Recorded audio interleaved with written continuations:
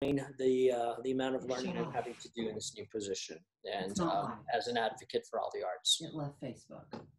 Okay, hold on a second, guys. Meredith's telling me that we dropped the live feed, so I'm going to log back in. Thank you, Meredith. Yeah, technology.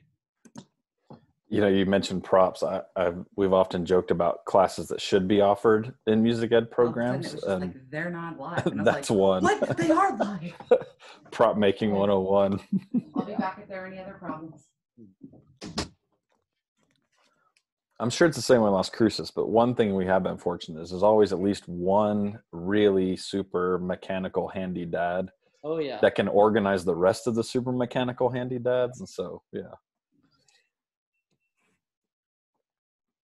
One guy with a good welder, man, they can make your life easy. Okay, I think we're back up again now, and I will turn it over to Mr. Boerio to discuss his life path with us and how he ended up in his current position as Director of Music Education in Clovis. So I was born and raised in Hobbs, New Mexico, graduated there and did my undergraduate in music education at Eastern New Mexico University. I nearly completed a vocal ed degree. I think I was 2 piano proficiencies away from being done. And then God kept putting me in band jobs. So I finally relented and finished an instrumental ed degree, and spent the first 4 years of my career in Portales, did some junior high band there and ran the high school program for a couple of years, and then moved to Clovis, where I became the percussion specialist and assistant band director and conducted the concert bands there. I'm starting my 18th year in music education. This will be my 4th year in this particular position in administration. Before that, I spent a year and a half as the assistant principal at one of our middle schools here in town. So that's how I got to where I am today. So, well, and we're both New Mexico is very fortunate to have both of you leading 2 of our well-established and respected music education programs. And I think you've both done wonderful work. Also, both very active in the New Mexico Music Educators Association and offering guidance and advice to people throughout the land of enchantment.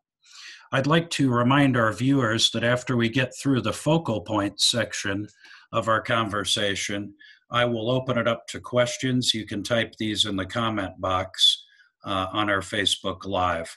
So I would like to begin with Mr. Boerio and chat with us a bit about your general perspective as we head into this coming fall semester. What do you see on the horizon? That's an interesting question. What we keep saying and what's being printed and passed out are 2 different things, at least in our side of the state.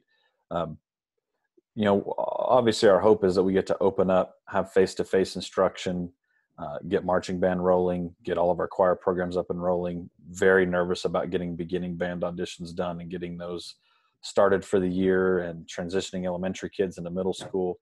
But the reality is what's being printed right now, what's being talked about in upper administration meetings is very opposite of that. And so it's going to be interesting to see how we progress over the next 30 days going into July 1 to see what decisions are going to be made and what that is going to look like when we do get to open. So, and you mentioned the beginning band earlier. What specific challenges do you think music educators will face when it comes to starting students on wind instruments? I think first and foremost is just even getting kids on campus to even start the programs, period. I know that's what has made me the most nervous about whether or not we start face-to-face is if we don't start face-to-face, there's not a good way to start beginning band virtually at this point, at least not for us that we've found. And so we've taken some extra precautions. I just ordered a bunch of resin beginning band starting kits that can be sanitized in the school dishwasher and just some steps that we normally haven't had to take in the past. So I think if we can get kids on campus and start face-to-face, we've got some steps in place to start that.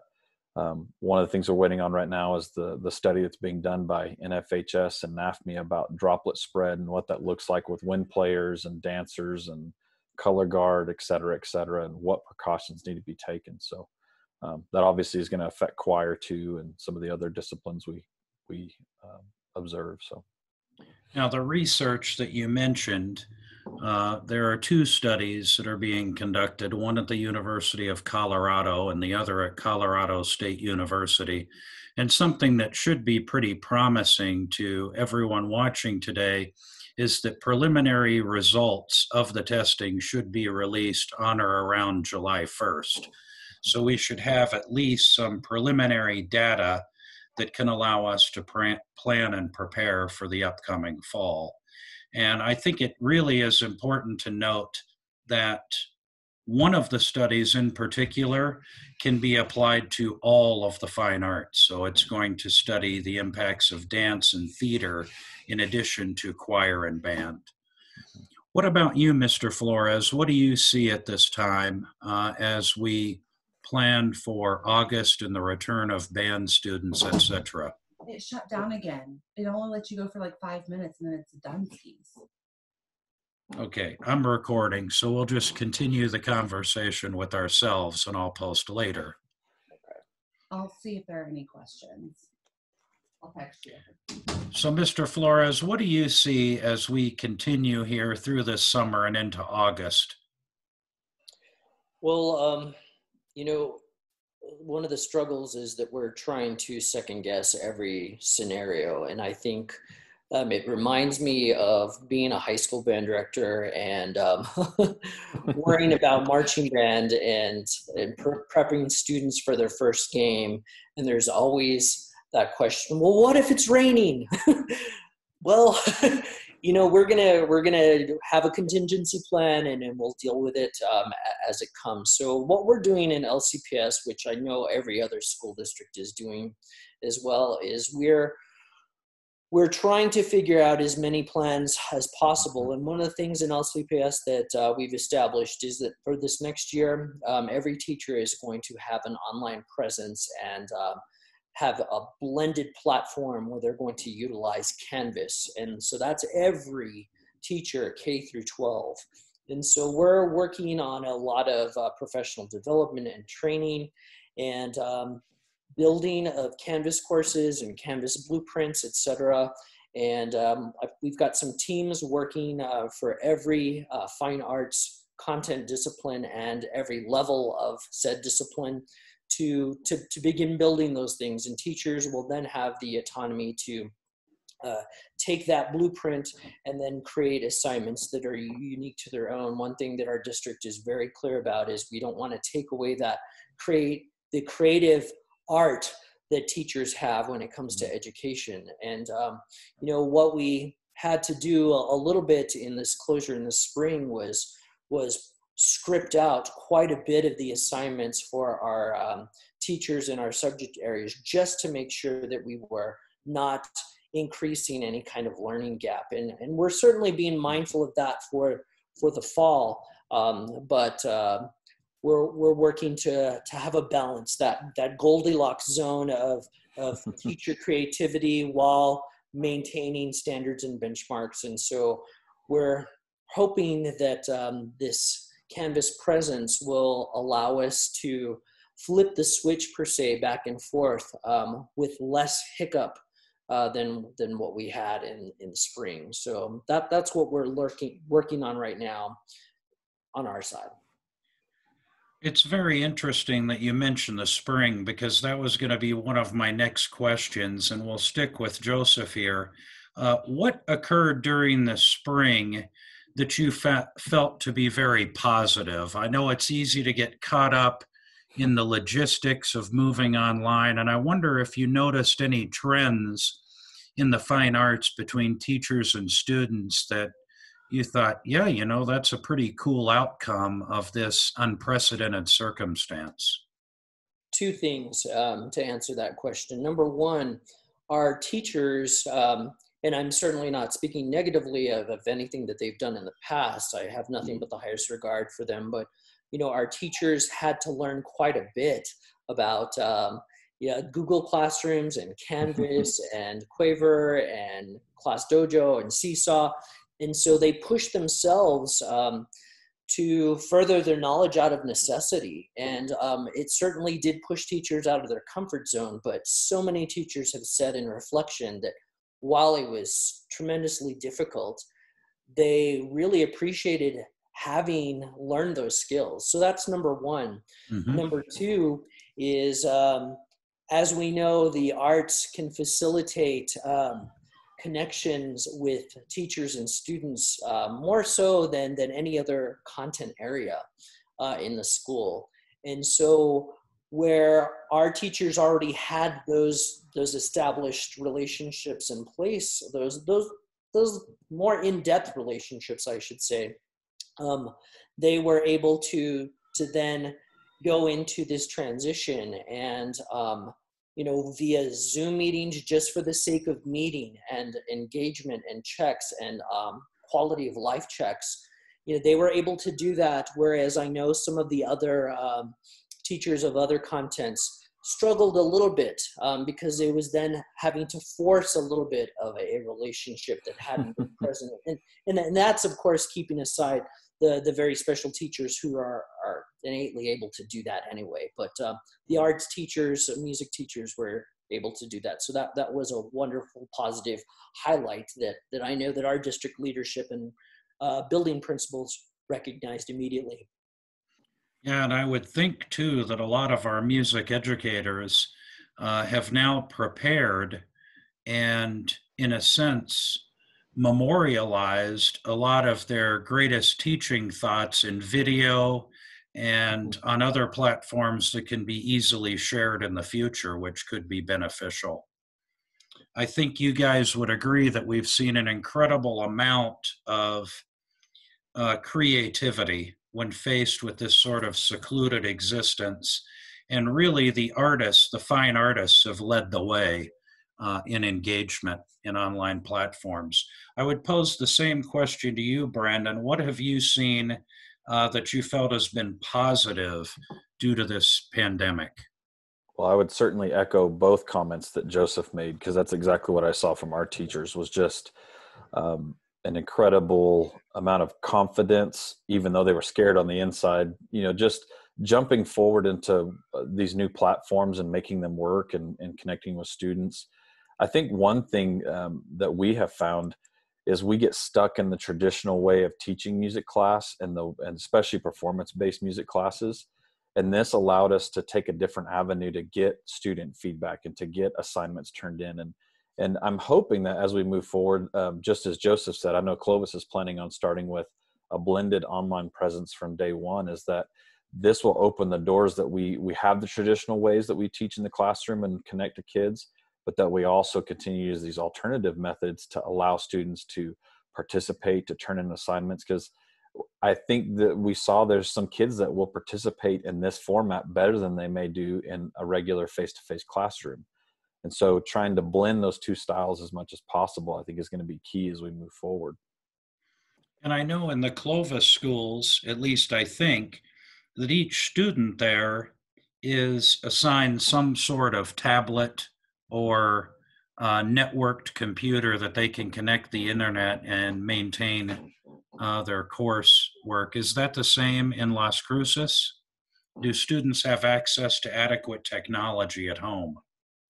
I will say that, and just be quite honest, that we have not been a one-to-one district, and we are moving toward that. So our district is making the purchase of quite a few devices, and of course, analyzing what we have in inventory that is usable first. But even still, despite all of what's available at each and every school, that can't handle our 22,000 plus students in our district. But that's what we are working on, because we did see, as I mentioned earlier, the learning gap. We wanted to be very mindful that we're not broadening that gap, and so that's something that we want to ensure. But of course, what comes along with that is connectivity. Do students have connectivity at home? Are they going to have to go to near a campus to get connected, et cetera? So those are the things that our upper district administration is looking at.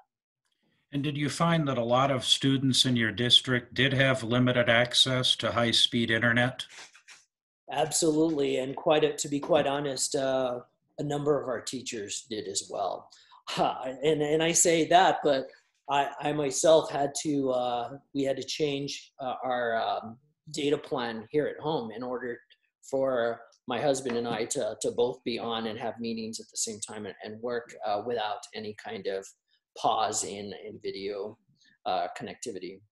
Yeah, it used to be that we wanted to get away from all of this. And then we were forced to make sure that we had an efficient means to connect. And well, I think that the internet companies are very happy. Yes, I'm sure. There were even local retailers here in the Portales Clovis area that were offering free internet access to students. I'm sure that that was the same in Las Cruces. Yes. I think that both of you prepared a couple of points that you wanted to express, and I would like to shift back to Brandon and ask the points that you prepared. What were the highlights there? What would you like to share with the audience, or have you already done so? No, I think maybe to shift gears a little bit. The one thing that, especially now that I'm in this admin role, I think it was apparent to me as a teacher, but it was more innate and something that I had learned. But now that I'm in the admin role, trying to foster the same belief in teachers is that we've got to continue to work for a great balance between relationship and then levering that relationship with students into accountability and learning. And as an admin, I walk into classrooms all the time and sometimes see one or the other. I have some teachers that are absolutely incredible at building relationships, but they don't know how to leverage that to get students to move down the road and to learn faster and to hold them accountable. And I've got other teachers that are great at the XYZs of learning, but kids leave the classroom and they don't necessarily feel that connectedness. And so, I've really wanted to make it my goal to help my teachers find that balance of both, that kids know that they're accepted, they know that they're loved, they know that they're supported. But it was a huge life lesson for me because I was that teacher. I connected with every kid, but I wasn't necessarily getting the best out of my kids. And it wasn't until I watched some really veteran teachers that knew how to leverage that relationship into getting the best out of kids. And so just trying to find that balance between relationship and accountability and allowing the two to work together. So what types of things have you been doing for your teachers? Have you offered professional development in online formats, or what have you been investigating on that front?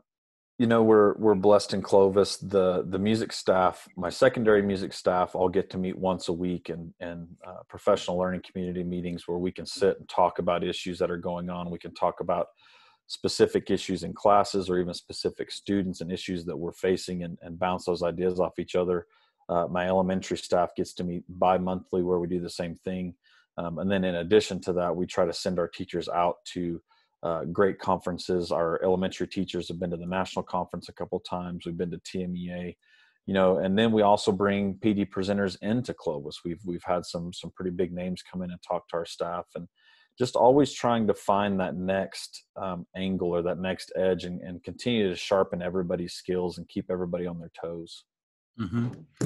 Well, I know from my own experience throughout this that there has been more time, I think, to really think about what's important. Mm-hmm. And the general trend I've seen is a movement towards a process orientation and a movement away from a product orientation, because the reality of the fall semester is, even though we might be able to rehearse in some capacity, there is the real possibility that performances will be greatly limited or take place without an audience, which is a critical part of that end product. So I think it's very wise to focus on growing those teachers. What are some thoughts that you wanted to share, Mr. Flores? Well, we're certainly also working on professional development opportunities for our teachers coming for the fall. But as I mentioned, with this move to Canvas-wide online presence for all of our teachers in the fall, and I think I might have alluded to it just briefly, but what I've been able to do, I myself, so I represent all of the arts, and there are people in my district there's a coordinator for math, there's a coordinator for English and science and social studies, history, and so, and career and technology, etc. All of those. And so what we've all been tasked to do is to create these Canvas blueprints together. And so one of the things that we've done and we're being allowed to do is put together these teams of teachers who then get to, and they get to volunteer to do this. And they're going to get paid extra hours agreements for their work, of course. But, you know, we're on the cusp of education changing quite a bit. And a lot of districts are looking at it positively to perhaps go in a direction and do things differently, not for the sake of doing things differently, but for the sake that it's a little bit overdue. And so with these teams, we're able to have teachers greatly input. You know, of course, we've got standards and benchmarks and our national core art standards that are already in place, but we're able to put together what it is that we exactly want to do with these classes and how we want them to look. So that in itself is a professional development opportunity. But you know what's cool with this whole idea about moving education in a different direction, and it's this way in LCPS, and I'm sure it is in Clovis and many other places. There's exactly what you were just talking about, Dustin, with music education being so different. You know, when it comes down to it, music education is and always has been based on the student-centered model. And regardless of the arts discipline, arts teachers are rarely lecturers. Rather, they're almost always facilitators, guiding students to various artistic endeavors by encouraging students to make choices and decisions and asking higher order questions and pointing to physical practices that need refinement. And while arts teachers do require some independent work from their students to build individual foundation and technique, most work is collaborative and utilizes highly engaging project-based group activities with culminating presentations, of course, in music, concerts and performances, but in the other arts, productions and exhibits. Mm-hmm. And, you know, students are constantly encouraged to develop their work and achieve this highest level of mastery and expression that results in artwork that is powerful and profound, regardless of the age and grade of the student. And music education serves as that model to other content areas for student-centered learning, and has been one of the most effective ways to develop students' ethic of perseverance, challenge, you know, perseverance through challenge and craft and all that they do. And so it really helps students grow. And these are the things that we've known for so long. And of course, the other very enlightened people in education are thinking about those things as well. And I know in all CPS, they're looking toward the fine arts, and they're looking to these performance and project-based classes as the next model to implement in all content areas. And I just find that so very exciting. I will say that I'm very nervous and I harbor a lot of stress to make sure that we're able to present that in a way that truly shows what it is that we do in our classes. It's just an enormous responsibility to get it right. And that's what we're working on, but everybody's focusing on trying to get it right now. So. Yeah, I think that's a very, very important perspective that you share, that the fine arts are going to be called upon to lead and lead us into the future, just due to the myriad of different things that we experience with students and the approaches that we use to education, which ranges from the large ensemble to solo and ensemble festival and one-on-one instruction, which has been very interesting for everyone throughout this stay-at-home order. It's just not the same teaching a student online or lacking the ability to model online for the student and dealing with the sound issues you face on Zoom, the lack of your ability to stream, so forth and so on. But I found that the art students that we have at the collegiate level stepped up and were very engaged. So many of the stories that we hear about college students becoming disengaged I think that the arts could offer plenty of anecdotal evidence that actually fine arts students remained very engaged through the last period of the semester, which was 4 or 5 weeks. And both of you, having studied applied music over the years, can imagine how unique that was, right? Especially since Joseph played tuba and Brandon was a percussionist. You know, we had many instrument challenges in both of those studios, whether having a physical instrument or having several lessons on snare drum technique for an extended period of time. It was all very interesting. We're about out of time for today's discussion, so I would give you both the opportunity to add some concluding thoughts as we head in here to the summer vacation. So Brandon, why don't we start with you on that? You know, first, I just want to say how proud I am of the staff in Clovis and our administrative team and everything they've done to get through this quarantine and looking ahead at, like Joseph said, just this ever-changing target of what could be the learning model of the future. You know, I would encourage young music educators and students that are in college studying music education to be bold and take chances right now to learn different online platforms and skills, and don't be afraid to try things now, because as Joseph said, this very well could be how music education or education period looks in the immediate future, but potentially down the road for a few years. It's hard because you think about, especially band is one of the most traditional groups within the school setting. I mean, I know at least in Clovis, our band program has been established for a long time. It's been very good for a long time. The systemic approach to how we do things has been in place for a long time. And so to break that mold and have to find new ways to do things is a little scary. But I think we're going to find that if we can take the best parts of the old system and be brave with some of the new parts, we could really be successful with kids in the future. And it may not look the same as it's always looked, but it doesn't change the fact that we always want to push ourselves to be successful so that our students can be successful. It's certainly an opportunity for educational innovation. Absolutely. And, you know, one would hope, and both of your districts certainly have been innovative throughout the years, that will continue well into the future with new approaches to new issues and challenges. Joseph, I'll toss the same opening to you. Do you have any final thoughts you would like to share with our audience? You know, I think we've covered quite a bit of what I'd simply like to add and just reiterate with what Brandon said.